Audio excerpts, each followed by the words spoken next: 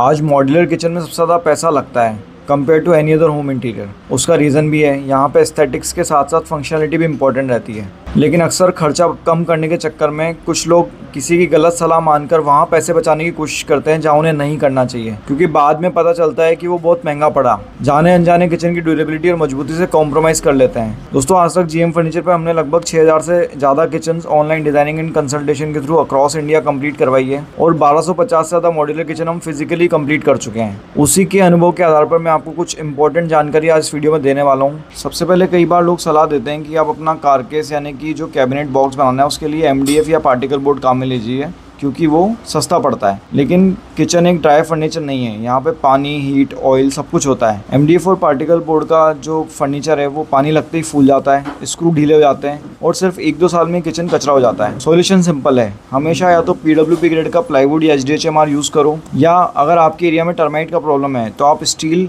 या मार्बल के alternate kitchen के ऊपर भी जा सकते हो। अगर आप इसको डिटेल में समझना चाहते हो तो हमारा एक वीडियो है जिसमें हमने सारे किचन के टाइप को कंपेयर किया है, वो आप जाके ज़रूर देख सकते हैं। दूसरा, लोग अक्सर गलती करते हैं ड्रॉअर्स के सिलेक्शन में, मतलब चैनल्स और वायर बास्केट में। दोस्तों, वायर बास्केट में स्टेनलेस स्टील की जगह वो SS पॉलिश वाली बास्केट परचेज कर लेते हैं और टेलीस्कोपिक चैनल छर्रे वाली परचेज कर लेते हैं लोकल ब्रांड की, जो कि कुछ ही दिनों में खराब हो जाती है, या तो उसके जो छर्रे हैं वो निकल जाते हैं, बास्केट लटक जाती है या ड्रॉअर्स अटकने लगती है। साथ ही जो हमारी बास्केट है उसमें जंग भी आ जाती है। तो इसका सिंपल सोल्यूशन है, आप या तो 304 ग्रेड की SS की बास्केट काम में लीजिए, या फिर आप टेंडम ड्रॉअर जो आजकल चल रही है इसको यूज कर सकते हैं। ये काफी सॉफ्ट क्लोज भी वर्किंग करती है और लॉन्ग लास्टिंग रहती है। तो ड्रॉअर्स प्रॉपर सिलेक्शन करना इंपॉर्टेंट है। तीसरी गलती करते हैं लोग चिमनी और एग्जॉस्ट फैन ना लगाकर। दोस्तों, कई बार हमें सलाह मिलती है कि आपके किचन में तो ऑलरेडी इतनी बड़ी विंडो आ रही है तो आपको चिमनी लगाने की क्या जरूरत है। लेकिन अगर आप अपना मॉड्यूलर किचन बनवा रहे हैं तो आप चिमनी को जरूर प्लान करें, साथ ही एग्जॉस्ट फैन भी लगवाएं, क्योंकि किचन में हमेशा ऑयल, ग्रीस, तेल, चिपचिपापन रहता है जो आपकी दीवारों पे जाके या कैबिनेट पे जाके चिपक जाता है, जिसके कारण दीवारें और आपके कैबिनेट काले पड़ जाते हैं और गंदे दिखते हैं। साथ ही विंडो और डोर्स में भी ये चीज नजर आती है और किचन की ब्यूटी बिल्कुल खत्म हो जाती है। इसलिए आपको एक अच्छी सक्शन कैपेसिटी की चिमनी अपने किचन साइज के अनुसार जरूर प्लान करनी चाहिए, साथ ही एग्जॉस्ट फैन भी लगाना चाहिए। अगर आप समझना चाहते हैं कि कौन सी वाली चिमनी आज के जमाने में बेस्ट है तो हमारा ये वाला वीडियो आप जाके देख लीजिएगा। पांचवी गलती अक्सर लोग ये करते हैं कि 0.8 mm का लैमिनेट एक्रिलिक बाय कर लेते हैं। कई लोग उससे भी कम थिकनेस का लैमिनेट ले लेते हैं। दोस्तों, थोड़ा जो लैमिनेट कम थिकनेस वाला आता है वो हालांकि सस्ता जरूर आता है, लेकिन वो कुछ ही टाइम में खराब होने लगता है। उसके अंदर पील होना, चिपिंग होना, फटना, क्रैक आना, इस तरह के काफी सारे इश्यूज आते हैं। साथ ही समय के साथ उसका कलर भी फेड हो जाता है। इसलिए आपको हमेशा अच्छे ब्रांड्स के एक्रिलिक और लैमिनेट यूज करने चाहिए, क्योंकि आप अगर उसके अंदर कॉम्प्रोमाइज करेंगे तो आपका फेविकोल, प्लाई जितना भी लगा हुआ है वो सब कुछ भी आगे चल के वेस्ट हो सकता है। इसके लिए आपको हमेशा अच्छे ब्रांड्स के प्रॉपर थिकनेस वाले लैमिनेट्स ही बाय करने हैं, ये हमेशा ध्यान रखना है ताकि किचन का लुक ऐसा कैसा बरकरार रहे। छठी गलती लोग करते हैं, शटर और कारकेस में एज बेंडिंग यूज नहीं करते हैं, जिसके कारण मॉइस्चर अंदर घुस जाती है और प्लाई फूल जाती है। साथ ही टर्माइट लगने के चांसेस भी बहुत ज्यादा बढ़ जाते हैं। सोल्यूशन ये है, चाहे कारकेस हो, चाहे शटर हो, चाहे बैक की प्लाई हो, चाहे फ्रंट की प्लाई हो, चाहे वो कहीं का भी हो, सभी एजेस के ऊपर आपको प्रॉपर PVC की एज बेंडिंग यूज करनी है। मिनिमम 1 mm थिकनेस की एज बेंडिंग आपको अपने किचन, शटर और कारकेस के ऊपर यूज करनी चाहिए, ताकि आपके एजेस प्रोटेक्टेड रहें, कारकेस प्रोटेक्टेड रहे और उसकी लाइफ टाइम ड्यूरेबल बनी रहे। इसलिए चाहे शटर हो या कारकेस हो, आपको सब जगह एज बेंडिंग जरूर यूज करनी है, चाहे वो बैक की प्लाई हो या फ्रंट का शटर हो। सब जगह पे अगर आप एज बेंडिंग कर देंगे तो आपकी किचन की ड्यूरेबिलिटी 2x होने वाली है। सिमिलर तरीके से एक गलती और करते हैं कारपेंटर, कई बार जो हिस्सा दिखने नहीं वाला वहाँ पे लैमिनेट यूज नहीं करते हैं। फॉर एग्जाम्पल, आपके किचन कैबिनेट का टॉप वाला हिस्सा है वहाँ लैमिनेट अवॉइड कर देते हैं, या फिर बॉटम वाला हिस्सा है वहाँ पे लैमिनेट अवॉइड कर देते हैं, या फिर जो बैक हिस्सा जो आपका दीवार को जाकर के टच हो जाएगा वहाँ लैमिनेट नहीं लगाते। ये भी एक गलती रहती है, क्योंकि जहाँ पे भी प्लाई ओपन रहेगा, एक्सपोज रहेगा,